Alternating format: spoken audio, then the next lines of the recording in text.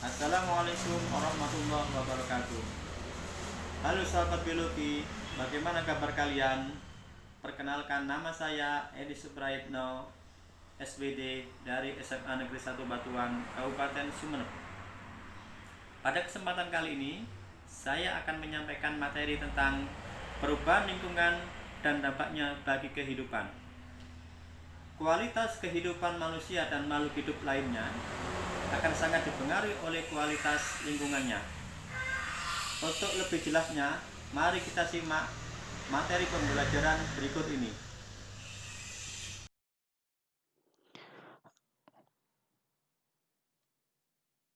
Ayo belajar biologi. Materi ini adalah materi tentang perubahan lingkungan dan dampaknya bagi kehidupan. Materi kelas 10 semester 2. Dan materi ini saya persembahkan untuk Dinas Provinsi Jawa Timur, Dinas Pendidikan Provinsi Jawa Timur, khususnya bidang G3, Panitia Jatim Cerdas, Gubuk, guru, dan organisasi belajar kelompok, online dan kreatif, dan khususnya tempat saya mengabdi SMA Negeri 1 Batuan. Kita mulai saja dengan materi pencemaran dan perubahan lingkungan yang nantinya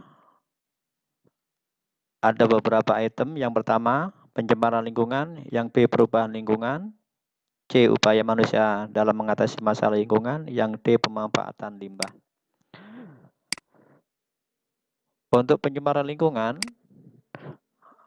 menurut Undang-Undang Pokok Pengelolaan Lingkungan Hidup Nomor 4 Tahun 82 bahwa polusi atau pencemar lingkungan adalah masuknya atau dimasukkannya makhluk hidup, zat energi dan atau komponen lain ke dalam lingkungan atau berubahnya tatanan lingkungan oleh kegiatan manusia atau oleh proses alam sehingga kualitas lingkungan turun sampai ke tingkat tertentu yang menyebabkan lingkungan menjadi kurang atau tidak dapat berfungsi lagi sesuai dengan peruntukannya.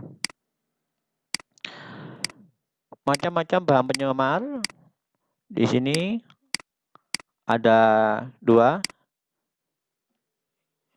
yaitu biodegradable dan non-biodegradable.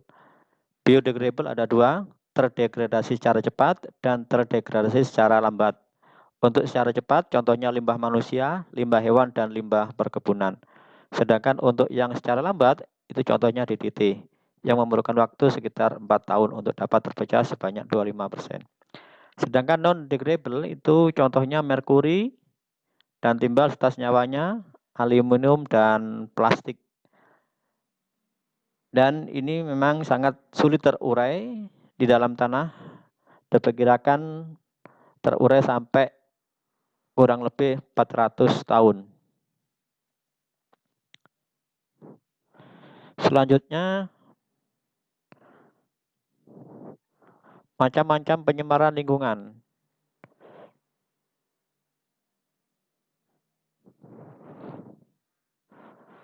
Pencemaran air. Jadi pencemaran air merupakan peristiwa masuknya bahan-bahan berbahaya, merugikan atau tidak disukai ke dalam air dengan konsentrasi atau jumlah yang secara langsung atau kumulatif cukup besar untuk dapat merugikan atau mempengaruhi kegunaan atau kualitas air.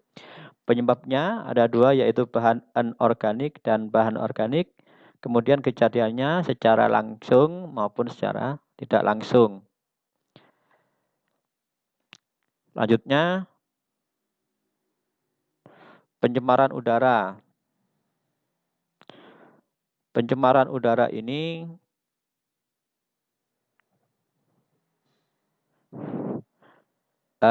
udara dikatakan tercemar jika tercampuri zat-zat pencemar atau polutan dalam konsentrasi tinggi sehingga menimbulkan gangguan bagi makhluk hidup yang mengisapnya. Pencemaran yang seringkali menyemari udara di sini adalah asap, sulfur dioksida dan oksida nitrogen, ada kabut asap, karbon monoksida, dan klorofluorokarbon. Selanjutnya kita lihat dulu tentang asap. Asap ini merupakan partikel kecil karbon dan tar yang berasal dari pembakaran batu bara di pusat-pusat pembangkit tenaga listrik atau di rumah-rumah. Kemudian di sini ada partikulat, merupakan gas buangan kendaraan bermotor, terutama yang bermesin diesel. Selanjutnya, sulfur dioksida dan oksida nitrogen. Ini merupakan zat-zat emisi pembuangan cerobong asap, bisa dari pabrik-pabrik, yang nantinya kalau terus-menerus menyemari udara zat ini, maka nanti akan menyebabkan hujan asam. Nah, hujan asam nantinya maka akan merusak pohon-pohon yang ada di bawahnya, dan garam-garam aluminium dan asam lainnya akan membunuh ikan-ikan yang ada di perairan.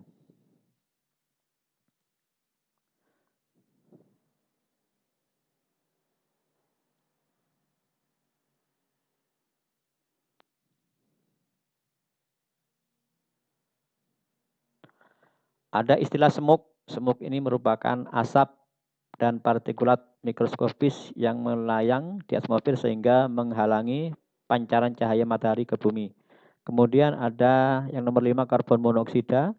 Jika terhirup, karbon monoksida ini nanti akan berikatan dengan hemoglobin pada pembuluh darah kita pada saat kita bernafas, sehingga yang menyebabkan gangguan pernapasan pada tubuh kita. Kemudian di sini nomor 6 yaitu klorofluorokarbon, CFC. CFC ini nantinya bisa menyebabkan efek rumah kaca, ya, yang CFC ini. Dan bisa menyebabkan merusak lapisan ozon.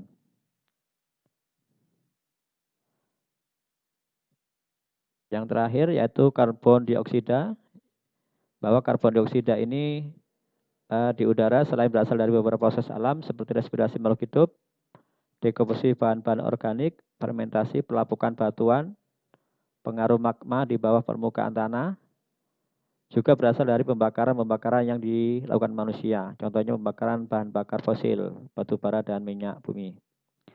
Karbon dioksida nantinya bisa menyebabkan mengganggu pernapasan, juga bisa menyebabkan efek rumah kaca.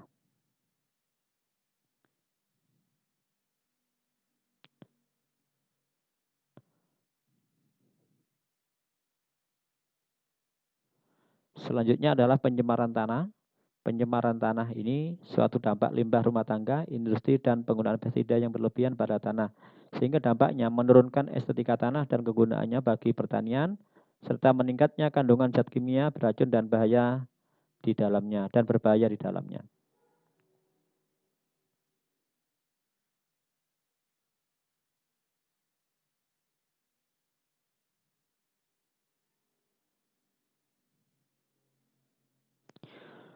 Selanjutnya, untuk yang B, perubahan lingkungan karena faktor manusia, yaitu yang pertama karena penebangan hutan, kemudian yang B karena ada penambangan liar, selanjutnya yang C,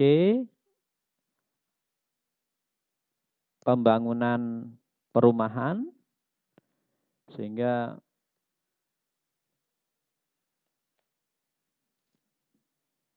menyebabkan lahan produktif semakin berkurang. Kemudian yang D, penerapan intensifikasi pertanian. Jadi pembukaan lahan pertanian yang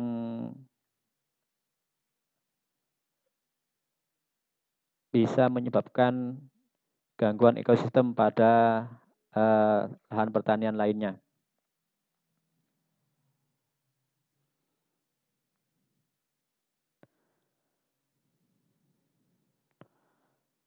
Nomor 2, perubahan lingkungan karena faktor alam.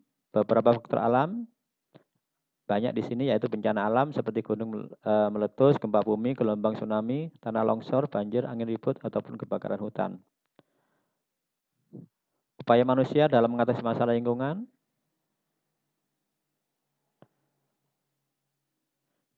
Pertama, secara administrasi, kemudian nomor 2 secara teknologi, nomor 3 secara edukasi atau pendidikan. Pemanfaatan limbah yang terakhir, yaitu ada pemanfaatan limbah dengan daur ulang, bahwa limbah-limbah organik tertentu seperti sampah, sayuran, sampah daun, atau ranting dapat kita manfaatkan kembali dengan cara didaur ulang, misalnya menjadi pupuk kompos. Sedangkan tanpa daur ulang, itu tidak semua limbah organik padat harus didaur ulang lebih dahulu sebelum dapat digunakan kembali. Beberapa limbah organik padat antara lain ban karet bekas dapat dijadikan tempat sampah, ember, sandal, meja, atau kursi. Serbuk gergaji kayu dapat digunakan sebagai media tanam jamur tiram. Kulit jagung dapat dijadikan bunga hiasan. Sedangkan untuk pemanfaatan limbah anorganik, yaitu ada 2, yaitu dengan daur ulang. Beberapa limbah anorganik seperti kaleng aluminium, besi baja, pecahan botol dan toples kaca, serta botol gelas atau ember plastik dapat dilebur dan diolah berulang kali. Yang tanpa daur ulang, beberapa jenis limbah anorganik dapat dimanfaatkan kembali tanpa melalui proses daur ulang, yaitu dijadikan bermacam-macam barang-barang yang terkadang memiliki harga jual yang tinggi. Botol dan gelas plastik bekas kemasan air mineral dapat dijadikan mainan anak-anak, pot tanaman, atau hiasan. Pecahan kaca dapat dijadikan hiasan dinding atau lukisan. Demikianlah materi tentang pencemaran air, dan perubahan lingkungan. Terima kasih. Semoga materi ini bermanfaat.